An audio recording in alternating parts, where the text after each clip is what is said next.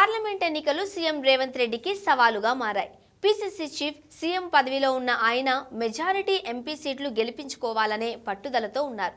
అందులో పాలమూరు ఎంపీ సీటునైతే మరీ ప్రతిష్టాత్మకంగా తీసుకున్నారు. ఇప్పటికే 4 సార్లు రివ్యూ చేసిన రేవంత్ పరిస్థితి చేయి దాటిపోతుందని గమనించారట. పైకి అంతా బాగానే కనిపిస్తున్నా గ్రౌండ్లో మాత్రం పరిస్థితి వేరేలా ఉందని సర్వే రిపోర్ట్లు అందాయని టాక్. దాంతో సెంటిమెంట్ అస్త్రాన్ని వాడుతున్నట్లు తెలుస్తోంది.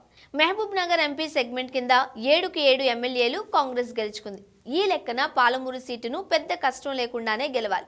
కానీ సర్వే రిపోర్ట్స్ చూసిన రేవంత్ గేమ్ ప్లాన్ మార్చేశారు. జనంలో కొత్త చర్చకు దారి తీసేందుకు సెంటిమెంట్ అస్త్రాన్ని తెరపైకి తెచ్చినట్లు తెలుస్తోంది.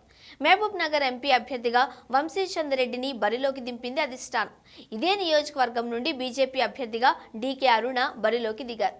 గతంలో ఆమె కాంగ్రెస్లో ఉండడం, ఆ పార్టీ నేతలతో క్యాడర్తో మంచి సంబంధాలు కలిగి ఉండడం కాంగ్రెస్ను కలవరపెడుతోంది. సైలెంట్గా కాంగ్రెస్ క్యాడర్ను తనకు అనుకూలంగా మలుచుకుంటున్నారని తెలుస్తోంది. ఈ పార్లమెంట్ సెగ్మెంట్ పరిధిలోని కాంగ్రెస్ ఎమ్మెల్యేలు కూడా లోపాయికారిగా డీకే అరుణకు మద్దతిస్తున్నట్లు గుసగుసలు వినిపిస్తున్నాయి.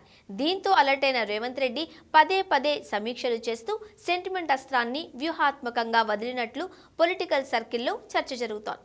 తన సొంత జిల్లా మహబూబ్ నగర్లో ఎంపీ అభ్యర్థులను ఓడించి రాజకీయంగా తనను బలహీనపరిచేందుకు కుట్రలు జరుగుతున్నాయన్నారు రేవంత్. ఇక అసెంబ్లీ ఎన్నికల్లో పాలమూరును క్లీన్ స్వీప్ చేసిన కాంగ్రెస్ పార్లమెంట్ ఎన్నికలకు వచ్చేసరికి తడబడుతోంది. పరిస్థితి చేయి దాటుతూ ఉండడంతో రంగంలోకి దిగిన రేవంత్ రెడ్డి చక్కదిద్దే పనిలో పడ్డారు.